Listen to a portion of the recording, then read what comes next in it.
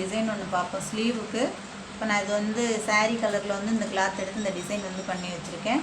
இதை எப்படி இதை தைச்சேன் அப்படிங்கிறது வந்து நான் இப்போ வீடியோவில் உங்களுக்கு வந்து காமிக்கிறேன். வாங்க வீடியோக்குள்ளே போவோம். இப்போ ஸ்லீவ் வந்து நான் ஃபஸ்ட்டு ஸ்லீவுக்கு எப்படி கட் பண்ணணும்னா அந்த அளவுக்கு அதை மடித்து வந்து கட் பண்ணிக்கலாம். அதுக்கப்புறம் இந்த டிசைன் எப்படி பண்ணுறது அப்படிங்கிறது வந்து ஈஸியான மெத்தடு தான் இது வந்து. இப்போ இது வந்து பெரிய ஸ்லீவ் ஜாயின் போட்டு வச்சுருக்கேன். இப்போ இதை வந்து கரெக்டாக சென்ட்ரு பார்த்து அளவு பார்த்துக்குறேன். கரெக்டாக சென்ட்ரு பார்த்துக்குறோங்க. பார்த்துட்டு இப்போ நம்ம கட் பண்ணியிருக்கோம் பாருங்கள், அந்த அளவு அதை அதில் அப்படியே வச்சுக்கிடுங்க.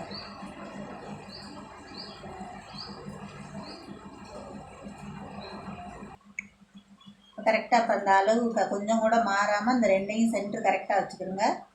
நமக்கு எந்த அளவு கட் பண்ணியிருக்கோமோ அதே அளவுக்கு வந்து கட் பண்ணணும்.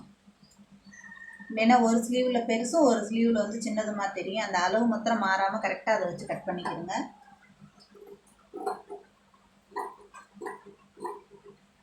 ரெண்டும் ஒரே அளவுக்கு இருக்குது நமக்கு.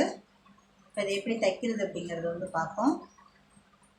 இதை வந்து நல்ல பக்கமாக வந்து போட்டுக்கிறோங்க. ஸ்லீவை வந்து அதாவது மெயின் பீஸ் வந்து நல்ல பக்கமாக போட்டுக்கிறோங்க.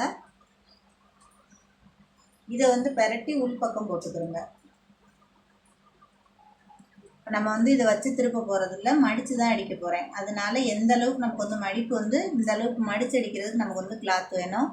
அதனால் அந்த அளவு கரெக்டாக எடுத்துக்கிறோங்க, போதுமான அளவு. இப்போ 1/2 இன்ச்சின்னு அந்த கரையில் சின்னதாக பார்டர் இருக்குது பாருங்கள், அந்த அளவுக்கு மாத்திரம்தான் நமக்கு வந்து மடித்து அடிக்கிறதுக்கு தேவை. இப்போ இதை வந்து எப்படி அடிக்கிறது அப்படிங்கிறது வந்து பார்ப்போம் வாங்க.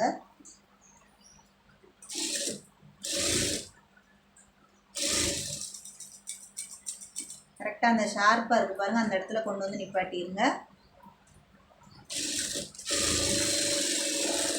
நம்ம நார்மலாக ஸ்லீவ் போடுறத விட இந்த மாதிரி ஒரு சின்னதாக ரொம்ப கிராண்டாக இருக்காது, நார்மலாக இருக்கும். ஆனால் பார்க்குறதுக்கு நமக்கு வந்து அழகாக இருக்கும்.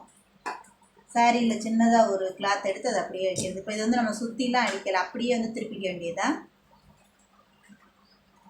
திருப்பிட்டு இதை நல்லா பாருங்கள், நான் எப்படி தேய்ச்சி விட்றேன் பாருங்கள். அப்போ தான் உங்களுக்கு வந்து அந்த சுருக்கம் இல்லாமல் நீட்டாக வரும்.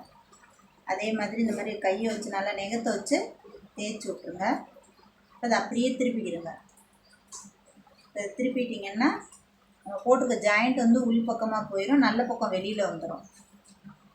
நல்லா இழுத்துக்கிடுங்க. இப்போ நம்ம 1/4 இன்ச்சு அடிக்கிற அளவுக்கு நமக்கு வந்து கிளாத் வந்து இருக்குது. இப்போ இதை வந்து அப்படியே வச்சுட்டு இதை வந்து மடித்து ஒரு தையல் போட்டுருங்க. இந்த பிசுரை உள்ளர வச்சு இதை மடித்து ஒரு தையல் போட்டுருங்க.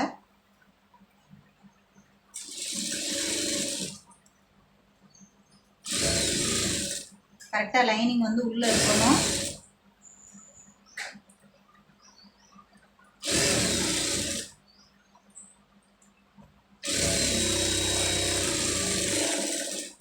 அப்படியே 2 தையலாக போட்டுருங்க. இதில்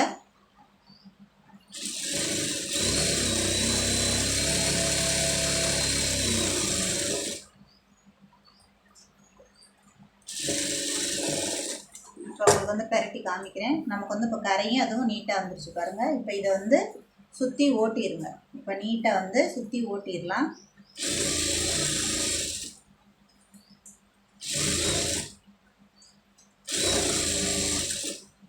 நல்லா நீட்டாக நம்ம ஏற்கனவே நகத்தை வச்சு தேய்ச்சி விட்டுக்கிறதுனால நமக்கு வந்து தள்ளாது இந்த கிளாத் வந்து.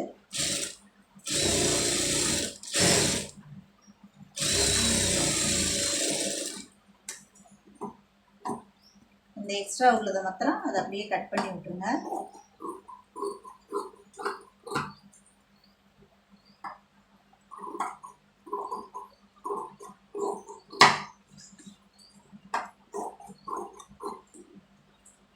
இப்போ நமக்கு வந்து ஸ்லீவ் வந்து இந்த ஸ்லீவ் வந்து ரெடி ஆயிடுச்சு நீட்டாக.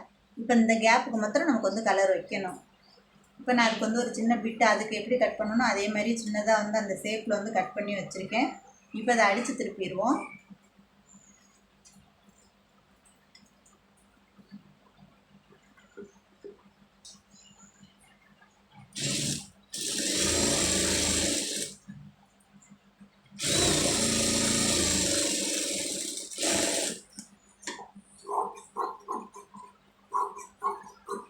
லைட்டாக அந்த முனையை மாத்திரம் அப்படியே கட் பண்ணி விட்டுருங்க. அதை அப்படியே திருப்பிடுங்க. நமக்கு வந்து பிசுறு இல்லாமல் வரணும், அதுக்காண்டி தான் இப்போ இந்த மாதிரி வந்து அடித்து திருப்புறது. இப்போ இதில் வந்து தையல் இப்போ போட வேண்டாம். இப்போ எப்படி போடுறேங்கிறத பாருங்கள். இந்த மாதிரி ஸ்லீவ் எடுத்துக்கிறோங்க. இப்போ இந்த இதை வந்து உள்ளர வச்சுக்கிறோங்க. அளவு கரெக்டாக பார்த்துக்கிறோங்க. அந்த கேப்புக்கு எந்த அளவுக்கு வந்து அளவு இருக்கோ ரொம்ப பெருசாக உள்ளே வைக்க வேண்டாம். ஓரளவுக்கு நார்மலாக 2 அளவும் கரெக்டாக வருதா அப்படிங்கிறது வந்து செக் பண்ணிக்கிறோங்க. செக் பண்ணிவிட்டு இதில் அப்படியே வச்சு கரெக்டாக அந்த பதிவு தையல் வந்து அதில் வந்து போட்டுருங்க.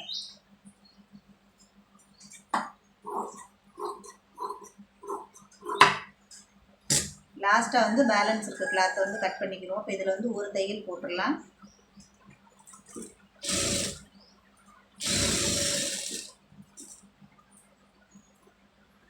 பிசுறு இல்லாமல் நம்ம ஆல்ரெடி வச்சு திருப்பிட்டோம், அதனால நமக்கு வந்து ஈஸியாக இருக்கும்.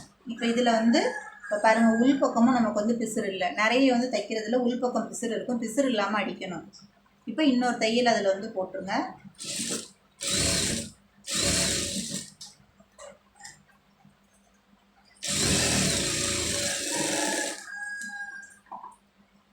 இப்போ இந்த எக்ஸ்ட்ரா இருக்கிற கிளாத்தை வந்து அதை அப்படியே கட் பண்ணி விட்டுருங்க. அவ்வளோதான், நமக்கு வந்து நீட்டாக இந்த ஸ்லீவ் வந்து ரெடி ஆகிடுச்சு பாருங்கள். சுற்றி ஓட்டிட்டு இந்த கிளாத்தில் மட்டும் தையல் ஓட்டிட்டு நீட்டாக வந்து நமக்கு வந்து கை வந்து ஜாயின் பண்ணிடலாம். எப்படி வந்திருக்கு அப்படிங்கிறத வந்து நீங்களும் இதே மாதிரி ட்ரை பண்ணி பாருங்கள் எப்படி வந்திருக்கு அப்படின்னு. பாருங்கள், உள்ளுக்குள்ளேயும் வந்து நீட்டாக இருக்குது பாருங்கள். கொஞ்சம் கூட பிசுறு இல்லாமல் நீட்டாக இருக்குது. 2 தையல் போட்டுட்டிங்கன்னா இதில் பட்டன் வேணுன்னா நீங்கள் வச்சுக்கலாம். வேணாம் சிம்பிளாக போதும் அப்படின்னா இதோட வந்து விட்டுடலாம். இதில் வந்து பாம்பம் வச்சு தைக்கிறது அப்படிங்கிறது வந்து நான் நெக்ஸ்ட் வீடியோ கண்டிப்பாக போடுறேன். இந்த இதில் வந்து ஓப்பன் பண்ணி இதில் வந்து 3-4 பாம்பம் எப்படி வைக்கிறது அப்படிங்கிறது வந்து நெக்ஸ்ட் வீடியோ போடுறேன். வீடியோ பிடிச்சிருந்துச்சுன்னா லைக் பண்ணுங்கள், ஷேர் பண்ணுங்கள். புதுசாக பார்க்குறவங்கள தான் சப்ஸ்கிரைப் பண்ணிட்டு பாருங்கள். நெக்ஸ்ட் வீடியோவில் பார்ப்போம்.